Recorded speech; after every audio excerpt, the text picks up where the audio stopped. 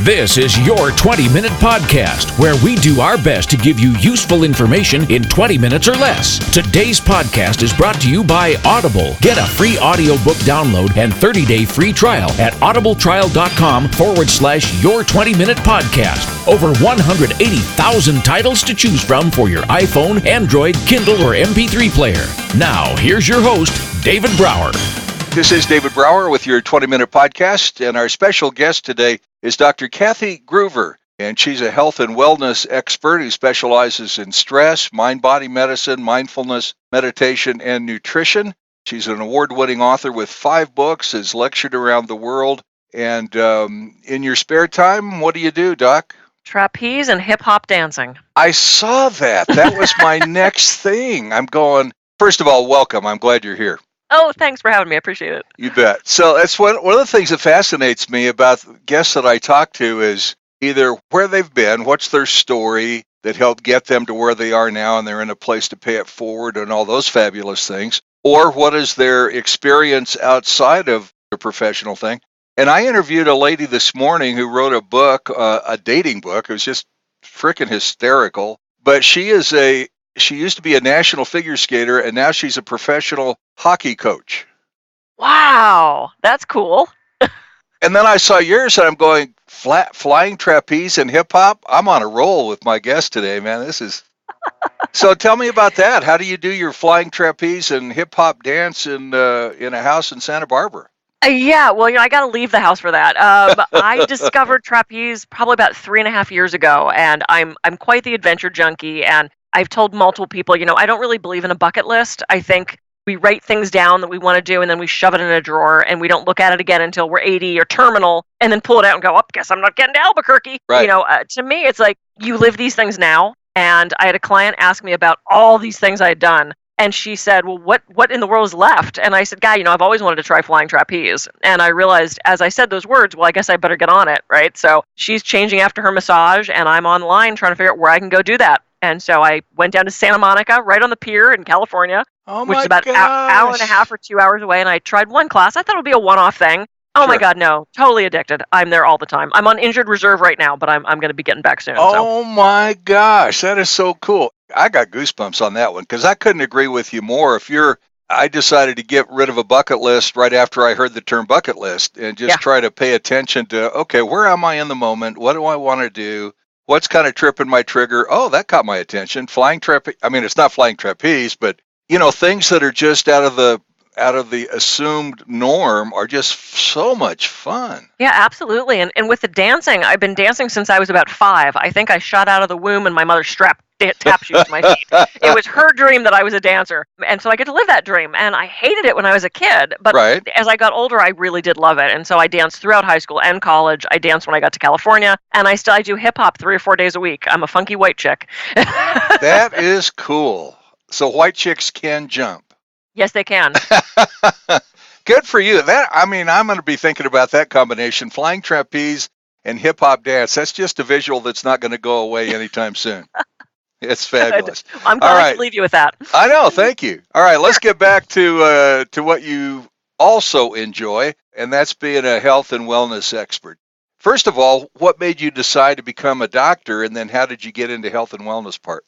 Yeah, I never made that decision. I followed the breadcrumbs and everything happened as I said yes to things. I was an actor. I left Pittsburgh after college to pursue an acting career. That's how I got to Hollywood. Went straight to what I thought was going to be the big time. And I always had this interest running parallel to the performing of healing and things that were alternative and choices and alternative thinking. My mom got sick when I was 13 and died when I was 18. And there were no options for her. Pittsburgh in the 80s with cancer was chemo, radiation, surgery. That was it. Right. Though that was not the, direct reason I ended up getting into alternative medicine. It definitely was an influence. You can't go through that and not have that influence you in some way. Correct. And so I got to Hollywood pursuing the acting career, and I had studied massage when I was in college. I thought it would be the perfect addition to, in between those mega $1 million movies I was going to be making, I could do massage. And, well, the massage stayed, and the movies never came. But I just started doing it. And when my husband and I moved up here to Santa Barbara, I started full-time. And I realized that my clients wanted a health practitioner. They didn't just want a massage therapist. So I started studying more and more, and I went to Harvard and I studied mind-body medicine there. And I went back to school and I did my master's and PhD with an emphasis in that mind-body medicine. It really tickled me. I just wanted to do it so bad. And then I started writing, and then I started lecturing, which was the acting thing all coming full circle. Exactly. Yep. And here I am. But I swear I just followed the breadcrumbs. I never set out, I never wanted to get into medicine. I'm obsessed with Western medicine now just as an interest, but I never had a desire to be a doctor. Yeah, it was weird. I just sort of ended up here and went, oh yeah, this is exactly where I'm supposed to be. It's pretty cool. It is cool. It's way cool. I love that stuff. My wife followed the breadcrumbs, if you will. She's a public health nurse, and she goes door to door and takes care of newborn babies and moms on Medicaid. Wow. And she followed the crumbs to get there. She had no idea. I mean, she was in the NICU for a long time and that kind of thing. And all of a sudden, this deal opened up, and she did exactly the same thing. And I think if we are blessed enough to be able to pay attention to the breadcrumbs so that we know there are some out there to follow, but so many times I think we don't see the breadcrumbs. Yeah, I think we have so much resistance, and I think we put so much pressure on ourselves to get to one thing. Right. And I remember, as a teenager, we think we know everything, and we think we have it all figured out, and we're all set, and, adults say things to us, and they're just stupid, and they don't know, and they don't get us, and people saying, well, what are you going to do if the acting thing doesn't work out? And me very honestly and seriously looking at them and saying, what do you mean if it doesn't work out? Like, why would it not work out? Like, what's wrong with you, doofus? Of course it's going to work. What the hell is wrong with you? And then I got to California and went, oh, huh. That, yeah. And as I was in it for so many years, and I realized it's totally out of your control. And it's such an irritating profession because you get a degree in it and you're really good at it and you work hard at it, but you're still not that thing. You're a waitress or a secretary or, any other profession. You don't have any lawyers who are like, oh, well, I past the bar. I'm really good, but I'm a waiter now. You're a lawyer. Exactly. So yeah, I that's fascinating. That everything came full circle though, and I told someone the other day, I said, I'm back on stage. I'm performing every time I do a lecture. I'm just in a different outfit, and I'm not playing the wacky neighbor. I'm playing me. And though I tell funny stories and I do weird voices sometimes, it's performing, but in a different way. I get to educate now with the entertaining as well. Well, and you get the immediate feedback. Yes. Right. It's like doing Broadway. I mean, you get the immediate feedback of your audience, be it 10 people on the left or 50 people on the right. You're going to get a sense of how it's going and adapt your presentation accordingly, I would think. Yeah, absolutely. And I just booked a talk in Rochester, New York, and I said, what is the audience going to be like? Because we were talking about what my topic was going to be. She said, I'll be honest with you, it's probably going to be mostly women because that's who tends to go to these types of things. And I said, yes. And I told her, I said, I just spoke at a health and safety conference in Fort Worth, Texas. The attendees to the conference were about 95% men. And when I stood in the room for my breakout session, I thought, oh no, is anyone going to come? Because this is not my normal crowd. And at 10:20, I was supposed to speak at 10:30. At 10:20, I had 2 people sitting there waiting. And our rule in community theater always was, well, if they outnumber the cast, we do the show. And now I'm a one-person cast, so I had to do the show. But by 10:30, I had 65 or 70 people, and they're mostly men. And they were but I had to alter that. I talked about the work I did for the military, and I talked about meditation in sports, and I talked about, it's like I wanted them to know it wasn't going to be this airy-fairy, hug it out, cry together, sing Kumbaya, and talk about your feelings. It was going to be a very practical talk. And that is the joy of live presentations, is getting to alter what you say and how the audience affects what you do. Well, you did a pirouette. It was fascinating. Yeah.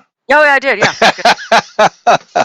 That is so cool. So in reading some of your stuff, and obviously you travel all over the world, you speak to lots of groups, you've written some very successful books. One of the things that really caught my attention, other than flying trapeze and hip-hop dance, is working with a project with the military to create and institute a stress reduction program. Tell me about that. Yeah, I was contacted by an old high school friend, of all things. Thank God for Facebook. Right. And she said, hey, I've been following what you're doing. And she worked for a company that does projects for the military. So they're the one-off contractor for that. And they bring in subcontractors to help with their programs. And a call for proposals, or whatever they call it, came across their desk looking to kind of redo their stress program. They've been using mindful-based stress reduction in the military for decades, since John Kabat-Zinn put it in. And I think they were just looking for something else. They wanted to see what was new and what was out there. And so this company brought brought me in as their expert, and I designed this entire program, which they then submitted to the military. And unfortunately, we did not get past the first phase. They did not take the program. They went a very different direction, which I don't think was as good as mine. I think it's way too complicated and just not as user-friendly. I mean, I made this thing so simple that it would have been perfect for what the military needs, and they didn't go that way, which is fine. But what it left me with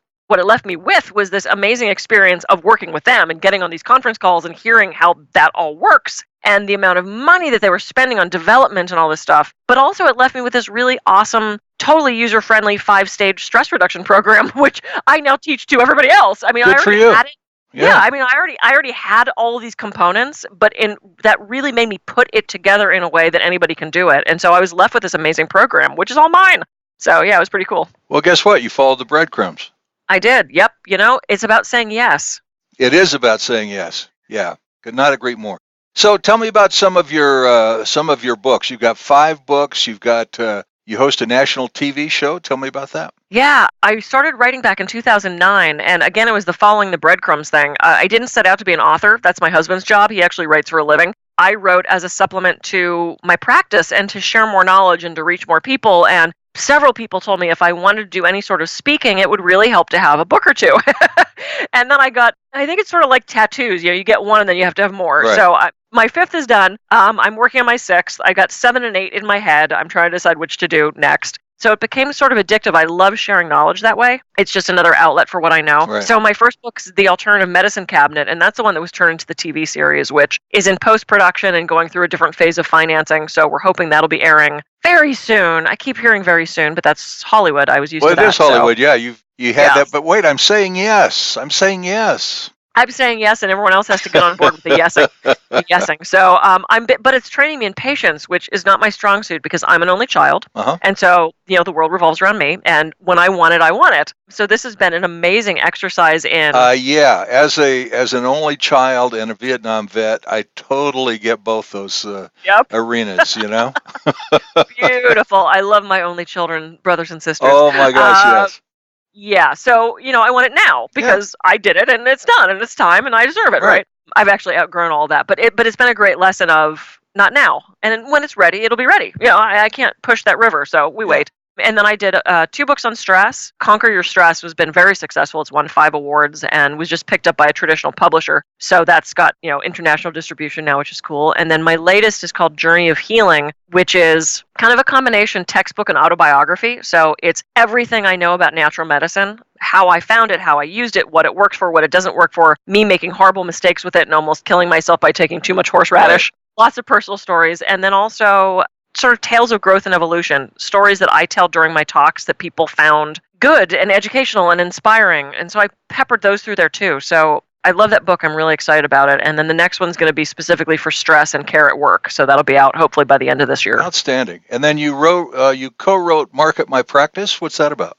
Yeah, I have a naturopath friend. This is when I was more big into the naturopath world. And we would go to a conference every year and we'd shake our head at the amount of people who were probably really good at what they did. But, I suppose I should get a business card, huh? Oh, well, that's fine. Just write your website down for me. I should get one of those. Oh, my gosh. God. And so between us, he's very practical, and he was the one that wrote, the business plan sections. He said, do you want to write the business plan section, or should I? And I said, well, since I never wrote a business plan, you might want to handle that part of it. And then I handled the how to do radio and TV and how to schmooze at parties and what you should have on your how to do good headshots. And, so we put together probably 40 plus years of combined experience into a book on how to market your practice or your book or your business in any way. And that's been really fun. We work well together. Sounds like my marriage. My wife is very, very practical. I mean, to a fault. Thank God, because I am not. And because I'm the creative guy. I came from radio, TV, marketing. I have my own agency. I do voiceover work. All that stuff. And so for her to teach me how to be practical and teach me about the healthcare industry, and then me help her learn about marketing and all that kind of stuff, it's been really, really a fascinating relationship. We've been very blessed. Oh, that's cool. Isn't it fun when you find that person with a puzzle piece that fits what you're lacking? Oh my gosh. Yeah. I feel like I'm surrounded by that. Both my husband and my clients fill that need for me, and people that I do business with, and there's that perfect meshing, all those little teeth in that saw fit together. Right. we all complete each other. There's not one person to fill your bucket. I think you need to be around multiple people of multiple industries and to educate that. So it's so great that you found that partner in that. That's fabulous. Yeah, absolutely. And that's candidly what I really enjoy about this podcast. I kind of did it on a whim because I kind of wanted to do a podcast, but as a voice actor, there's thousands of podcasts out there that bore me to tears, so I didn't want to do one on voiceover. And I thought, well, why not do a practical one? Just interview experts on business, marketing, self-improvement, families, relationships, do those kinds of things. And man, I learned so much and I have so much fun talking to people like you. It's just, it's really a gift. That's cool. I hear that because I do tons of radio and podcasts. Yeah. I hear that from so many hosts. So we've got a couple minutes left, and I want to have you have the opportunity to talk about specifically what you'd like to talk about. Is there ways for people to reach out to you? How do they get your books? Those kinds of things. Yeah, absolutely. Everything's available on, I have 2 different sites. The first one is thealternativemedicinecabinet.com. So that was named after my first book and the TV show. And all of my books are there. There's a lot of free resources. You can sign up for my newsletter, and then you get a super secret health tip. Ooh. Don't tell anybody. Ooh, don't tell anybody. Just for you. Shh. And then the other site is kathygruver.com. And if you'd like to book me for a speaking engagement or an appearance, that's the best place to go for that. My books are available there also. Of course, my books are on Amazon. You can get them on Kindle, and I'm all over YouTube and Facebook and LinkedIn and Twitter, and you can tweet me and all that good stuff. All the social stuff. I'm going to go back to your actress bit. Mm-hmm. You have such a captivating presence, and obviously it's very successful when you speak publicly. So are you going to do audiobooks?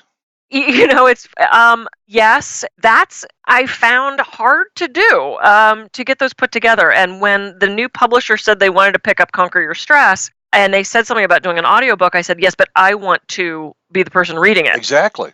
But I don't have the studio to do that, and I have a very dear friend who does a lot of my music for my meditation videos and stuff like that, who said he'd help me out with it, but he's in Virginia and I'm in California, and life happened, and I haven't had time to do that, but I would love to. I would love to do all my books on audio. It seemed quite a big investment, but yeah, no, thank you. I hear that all the time. And the way I write my books, I dictate them, so it's as if I'm talking to you anyway. And I've had so many people say it's like they're actually hearing me talk as they're reading the book, which I think that's the best compliment. Yeah. Perfect. Well, I do audiobooks, so if I can be of help, we should reach out to me sometime. Absolutely. I want to do that. All right, cool. Hey, our special guest has been Dr. Kathy Gruver, and world's fastest 20 minutes. Seriously, this has been great fun, very informative, and be sure to find her everywhere on social media. drkathygruver.com is probably the easiest place to locate you, and continued success in your acting career. Oh, thank you so much. She'll be leaving now to go do hip hop dancing while she's on the flying trapeze. That's again the visual I just can't quite shake. Doc, thank you so much. It's been a real treat. Oh, thanks, David. I appreciate it. You bet. You've been listening to your 20-minute podcast with David Brower. Be sure to follow us on Facebook at facebook.com/your 20-minute podcast. Until next time, don't forget to download your free audiobook at audibletrial.com/your 20-minute podcast. That's audibletrial.com/your 20-minute podcast for your free audiobook. And thanks for listening to your 20-minute podcast with David Brower.